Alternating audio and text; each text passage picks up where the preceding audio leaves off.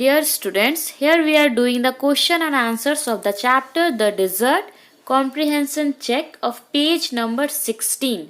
So question number 1 is asking from the first paragraph pick out two phrases which describe the desert as most people believe it is. The first paragraph में आपको दो phrases खोजने हैं जिससे यह पता चलता है कि लोगों का विश्वास क्या है रेगिस्तान के प्रति, मतलब लोग क्या सोचते हैं रेगिस्तान को लेके. So the answer is an endless stretch of sand. Second, dry, hot, waterless and without shelter.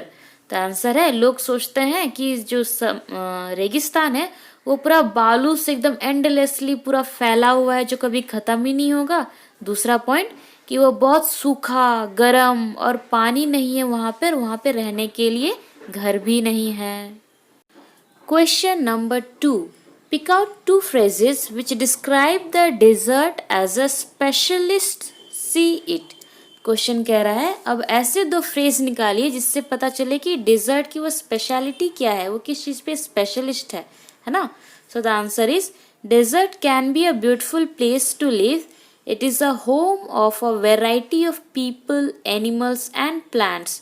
तो डेजर्ट की स्पेशलिटी बता रहा है कि डेजर्ट जो है वो बहुत सुंदर प्लेस भी हो सकता है और यह घर भी हो सकता है बहुत सारे वैरायटी ऑफ पीपल की, एनिमल्स की और प्लांट्स की. ठीक है बच्चों.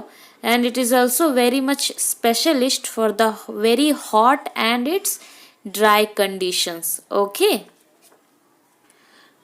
So the third question of question number 1. Which do you think is an apt description and why. तो ऊपर दो जो क्वेश्चन थे उसमें से आपको कौन सा लगता है कि उचित है, अप्रोप्रिएट है आंसर के लिए, है ना. So answer is I think desert as a specialist is an apt description as desert is a home of variety of people, animals and plants and it can also be a beautiful place. तो मुझे लगता है कि desert जो एक specialist है वो उपयुक्त डिस्क्रिप्शन है, अप्रोप्रिएट डिस्क्रिप्शन है. क्यों? क्योंकि डेजर्ट जो है बहुत सारे वेराइटी ऑफ आदमी, जानवर और पौधों का घर है और ये रहने के लिए भी एक सुंदर जगह हो सकता है. Okay so students, second question is match the following. So number 1 is saying an endless stretch of sand. So we will match it with nothing but sand as far as one can see. Number 2, waterless and without shelter. So we will match it with no water and no shed. Now third, an oasis. So it will match with fertile place with water and plants in a desert. Number 4, hidden by a cover of grass. It will match with not visible because the grass is thick. Now we are in page number 19 of comprehension check. Question number 1 is asking a camel can do without water for days together. What is the reason given in the text? तो जो ऊंट होता है वो बहुत दिनों तक बिना पानी पिए जी सकता है, तो इसका रीजन आपकी किताब में क्या दिया हुआ है? So the answer is the reason is they sweat very little and can retain the water they drink for long periods of time. So answer कहता है कि इसका कारण यह है कि उन्हें ऊंट को ना पसीना बहुत कम आता है और वो पानी को अपने शरीर में बचा के रख सकते हैं ताकि लंबे समय तक उन्हें काम आएगा, है ना. Now question number 2. How do the smaller desert animals fulfill their need of water?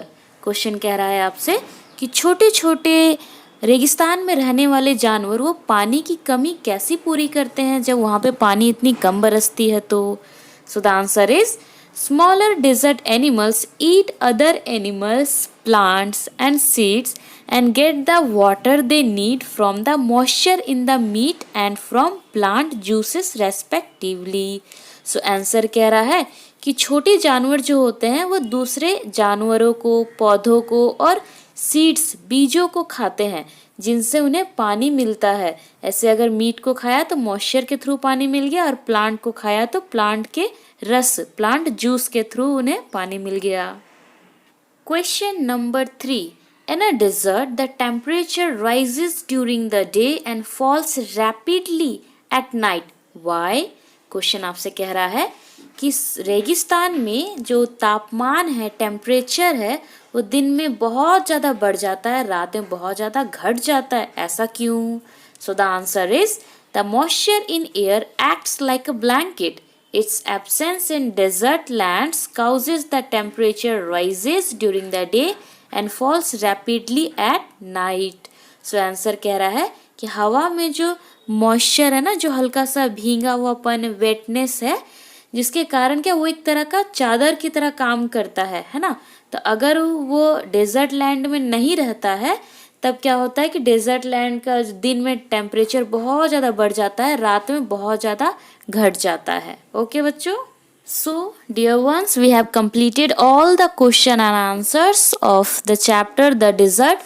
So, students, I hope you all got understood the question and answers.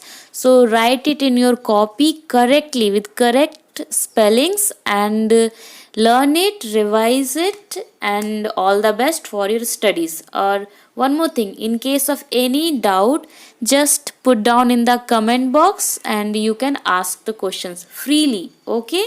Okay, all the best for your studies.